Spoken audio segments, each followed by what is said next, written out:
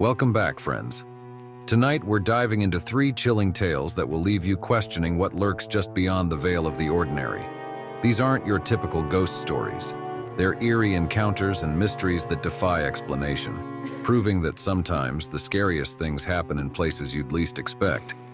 So, if you're up for a journey into the unknown, hit that like button and consider subscribing to keep these dark tales alive. Now, get comfortable, because once you start, there's no turning back. The long road.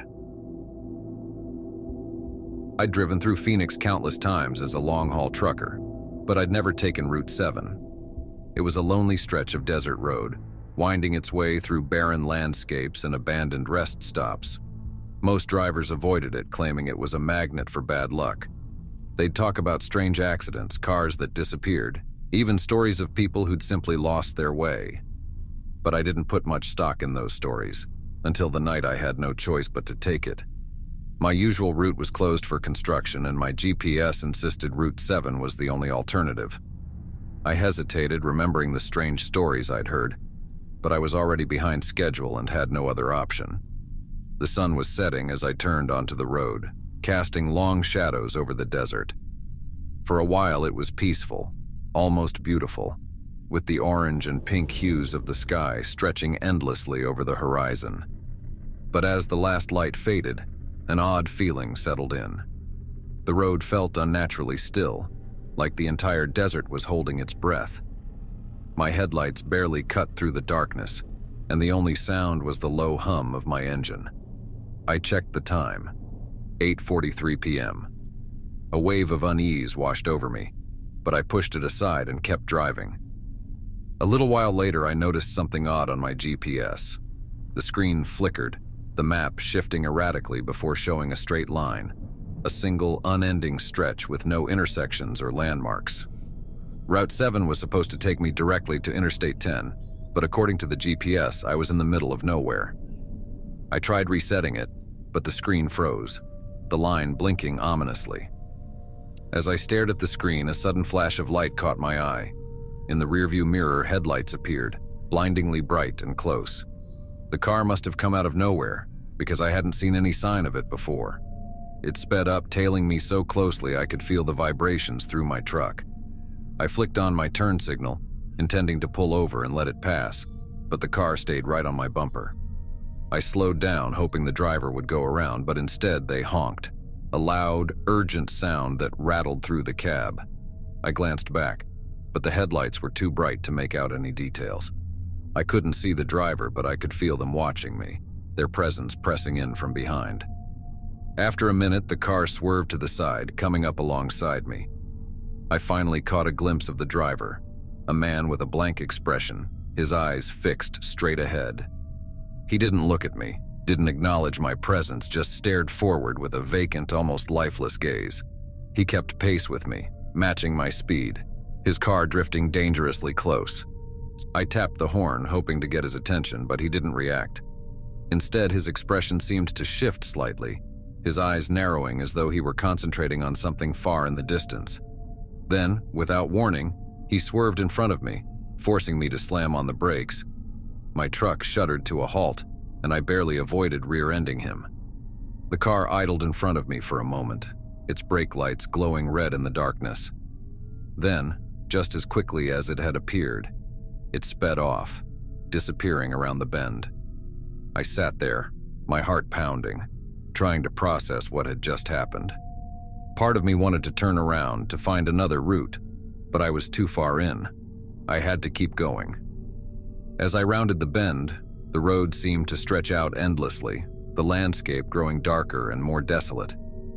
The night closed in around me, and the stars overhead felt unnaturally bright, almost watching. I kept driving, the tension in my chest growing with every mile. I checked the time again. 8:43 p.m. My stomach dropped. I'd driven at least 20 miles since the last time I'd checked, but the clock hadn't moved. It was still 8:43 p.m. I blinked, convinced I was seeing things, but the numbers remained frozen, the seconds unmoving. I checked my phone, but it was dead, the battery inexplicably drained. I felt a growing panic, like I was trapped in some kind of loop. I pressed down on the gas, hoping that speeding up would somehow break the spell. The road blurred around me, the desert stretching out in all directions. And then, just as I thought I was gaining ground, I saw them, headlights in the rearview mirror, bearing down on me with blinding intensity. It was the same car, the same driver with that blank, emotionless stare. He tailed me even closer this time, his headlights filling my mirrors, his presence suffocating. I gripped the wheel, trying to stay calm, but my hands were shaking. I had the overwhelming sense that I was being watched, that he was somehow in control, guiding me down this endless road. Suddenly, the car sped up, passing me again and pulling in front.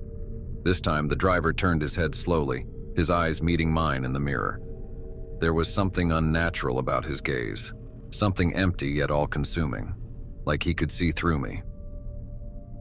As he pulled away, I saw a figure in the back seat, another passenger, a woman, her face obscured by shadows. She looked familiar. My heart skipped a beat as I realized she looked exactly like someone I used to know, someone who died years ago. But that was impossible. I was about to pull over to turn around and get off this cursed road, but the car in front of me disappeared around another bend and I felt compelled to follow.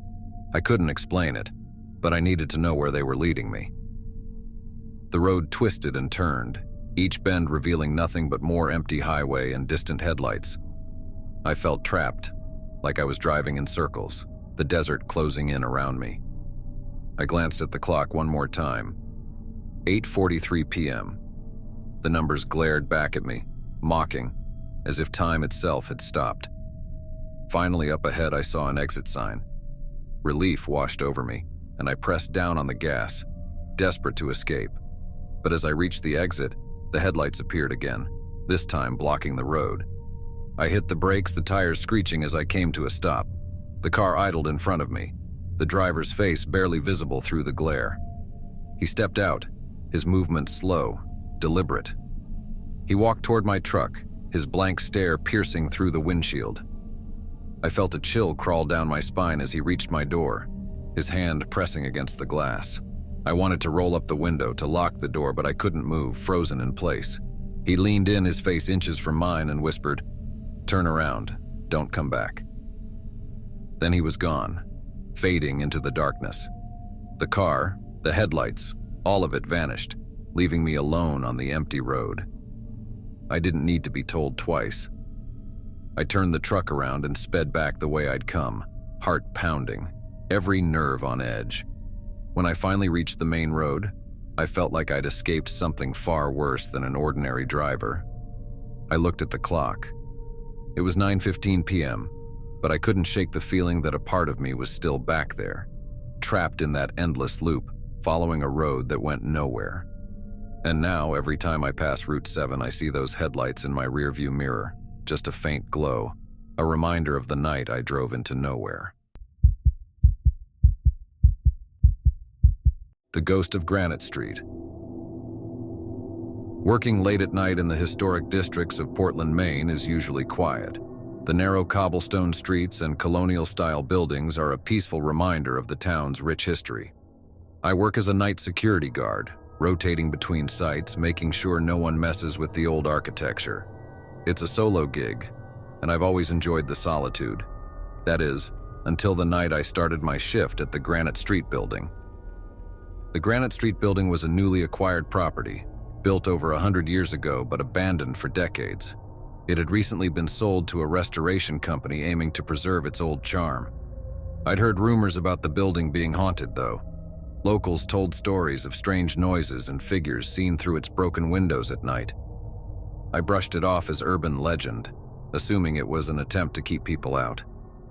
My first night there, the air felt heavy, thick with something I couldn't quite place. I was stationed in the building's main hall, a large open space with high ceilings and a grand staircase that creaked with every breeze. A light fog settled outside the windows, which only added to the eerie ambiance. But I'm not one to scare easily, so I took my rounds, checking each room methodically, making sure everything was in order. The first few hours passed uneventfully, but then, as the clock neared midnight, I heard something. a soft, shuffling sound coming from upstairs. My instincts told me it was probably an animal, maybe a raccoon or a stray cat that had wandered in. I grabbed my flashlight and headed up the staircase, my footsteps echoing through the silence. When I reached the top of the stairs, the shuffling stopped. I shone my flashlight around, illuminating the peeling wallpaper and dusty wooden floors. I was about to turn back when I noticed something strange. A faint outline on the floor, like a series of footsteps in the dust leading down the hallway to a closed door at the end. Feeling a mix of curiosity and caution, I followed the footsteps. As I approached the door, a sudden chill washed over me, so intense that it raised goosebumps on my arms.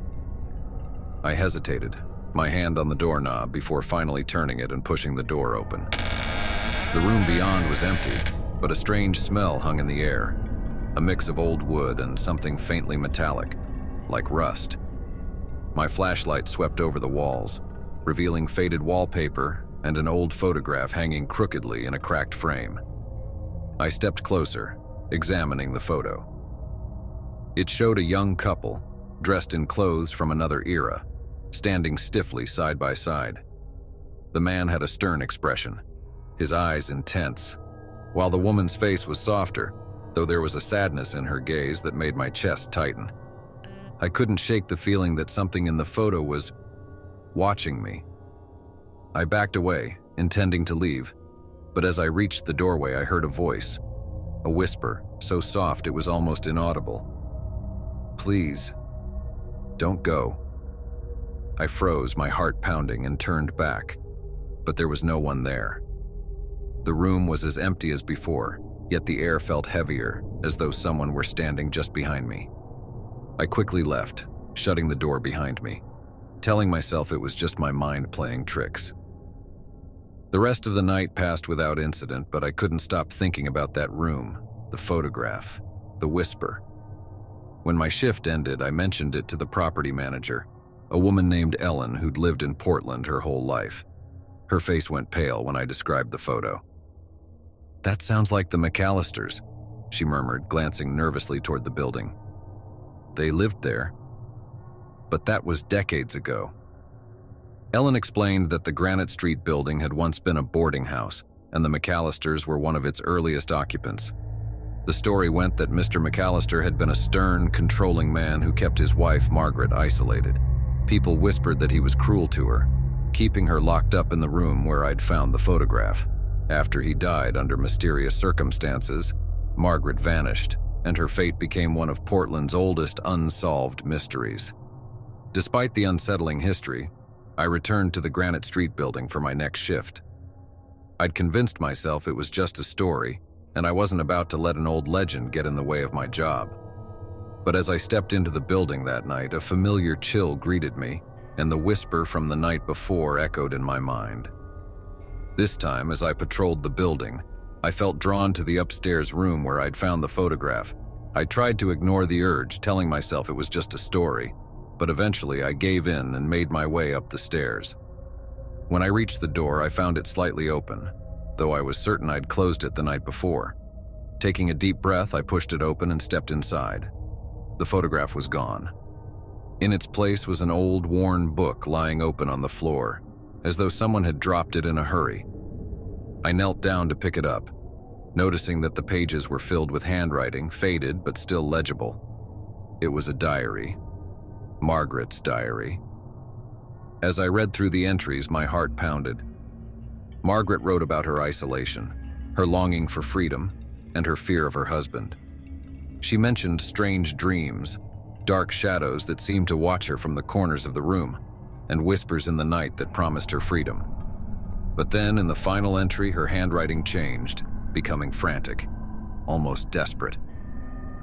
"He's coming for me," she wrote, the words barely legible. "I can feel him in the walls, watching, waiting. I have to leave, but he won't let me go." A sudden noise broke the silence, a soft creak like someone shifting their weight. I looked up, and there, in the dim light of my flashlight, I saw him. Mr. McAllister. His figure was faint, barely more than a shadow, but his eyes were sharp, glaring at me with an intensity that made my blood run cold. I stumbled back, dropping the diary, but his figure moved closer, reaching out, his hand fading in and out of focus as though he were caught between worlds.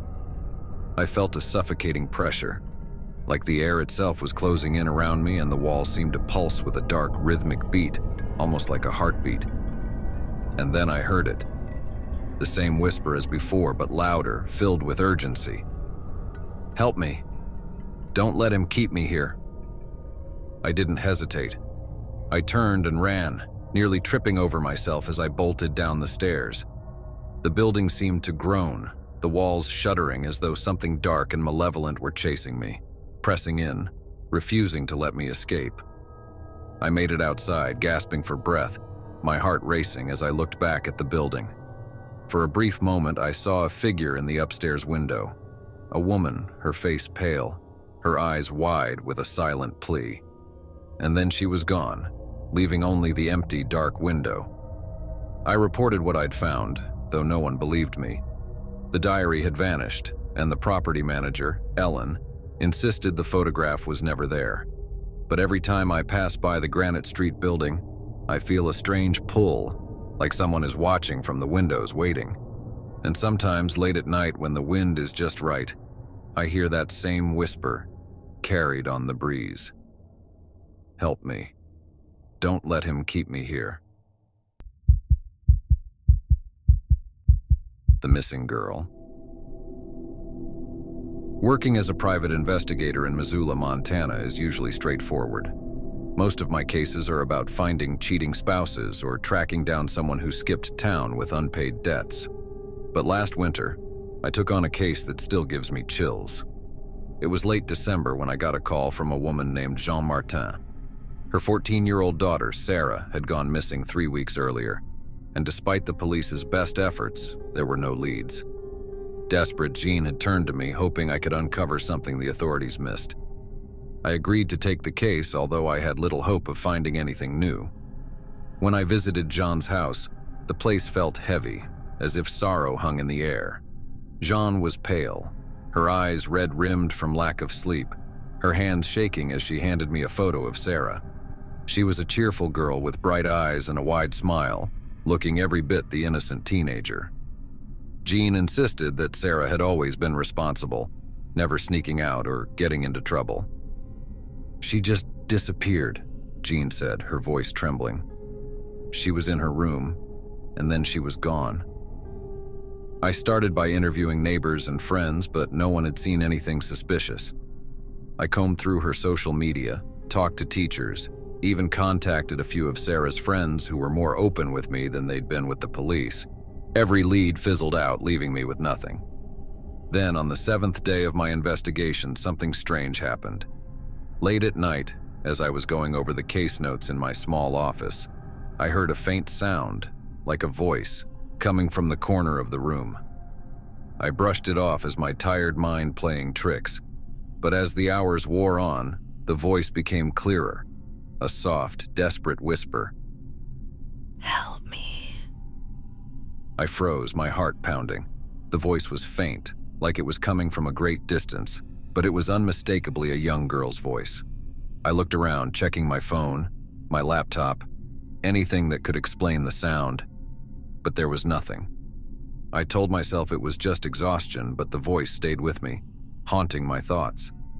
Over the next few days, I kept hearing it, always at night, always faint and desperate. Sometimes it was clearer, as if the girl were closer, whispering things like, "It's dark," or "I'm scared." One night, unable to shake the feeling that I was missing something crucial, I went back to Jean's house, hoping to find a clue I'd overlooked. I searched Sarah's room again, meticulously going through every drawer, every inch of the walls, even her bed. That's when I noticed something odd. The mirror in her room was slightly loose. I pulled it away, revealing a small gap between the mirror and the wall. Inside, I found a note scrawled in a hurried, shaky hand. "Find me in the light." The words didn't make sense, but something about them felt urgent. I showed Jean the note, but she shook her head, saying she'd never seen it before.